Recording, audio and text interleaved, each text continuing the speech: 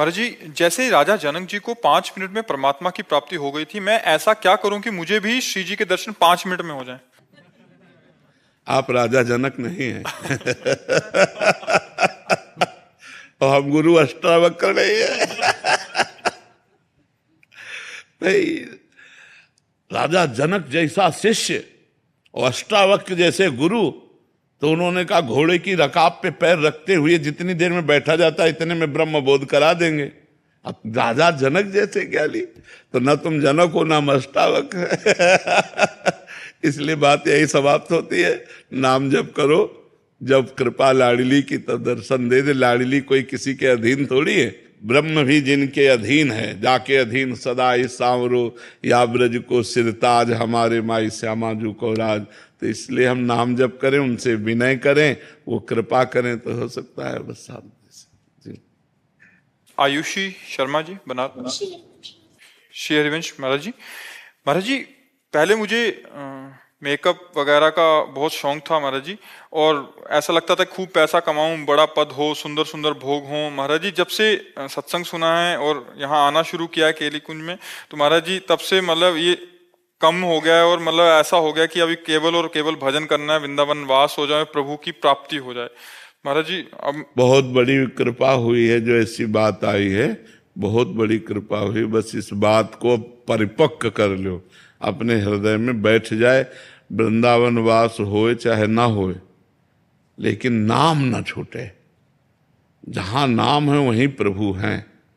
अब हम वृंदावन वास करें, प्रभु का भजन ना हो तो बात ठीक नहीं। हमको प्रधानता रखनी है, पहली बात प्रभु के भजन की, कि हम जहां भी रहेंगे प्रभु का सुमिरन करेंगे। अब दूसरी बात, अर्जी लगाते रहिए कि वृंदावन वास हो जाए, अगर श्री जी वृंदावन वास दे दें और फिर भजन हो तो और बढ़िया बात है। पर जहां भी रहे भजन परायण रहे। मनुष्य जीवन का उद्देश्य यही है कि हम अपने कर्तव्य कर्म का पालन करते हुए, ध्यान से सुनो, अपने कर्तव्य कर्म का पालन करते हुए भजन करके भगवान को प्राप्त कर लें। कहीं भागने की जरूरत नहीं है, कहीं कुछ बदलने की जरूरत नहीं है।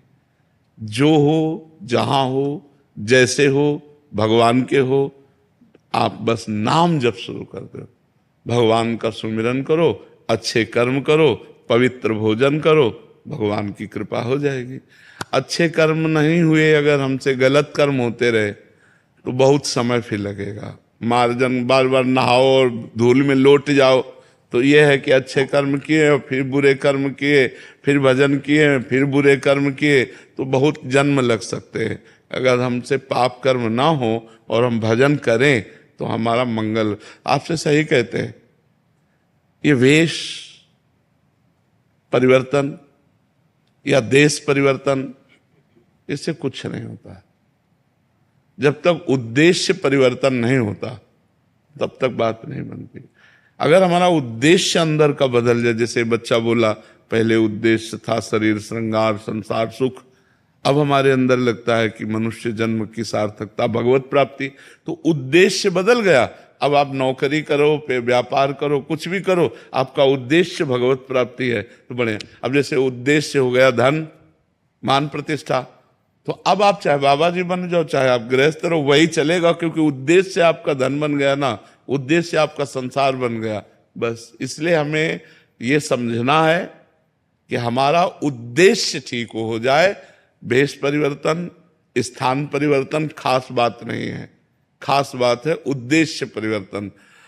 और उद्देश्य जो बनावे उसकी सुरक्षा के लिए फिर वैसे ही आचरण करे, वैसे व्यवहार करे। ऐसे में शास्त्र स्वाध्याय करना, नाम जप करना, संयम से रहना, कोई पाप ना हो और खूब भजन करना, तो भगवान की प्राप्ति हो जाएगी। उद्देश्य परिवर्तन महान वस्तु है, स्थान परिवर्तन, भेष परिवर्तन इसका कोई खास विषय नहीं है।